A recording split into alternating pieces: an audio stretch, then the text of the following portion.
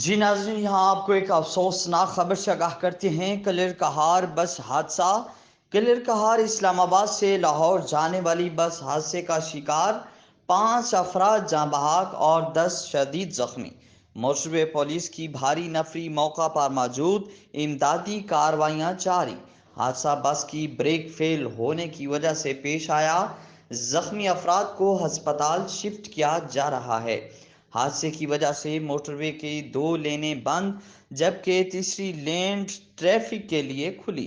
DIG Mohammad Yusuf Malik और sector commander नफरी के हमरा मौका पर मौजूद इमदादी कार्रवाइयों की निगरानी में मसरूफ़ हैं। जी बिल्कुल, आपको एक अहम खबर से आगाह कर रहे हैं कि कलर कहार इस्लामाबाद से लाहौर जाने वाली बस हादसे का शिकार हो गई।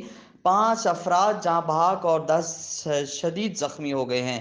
डीआईजी मोहम्मद यूसुफ मलिक और सेक्टर कमांडर नफरी के हमरा मौका पर मौजूद इमदादी कार्रवाइयों की निगरानी में मसरूफ़ हैं।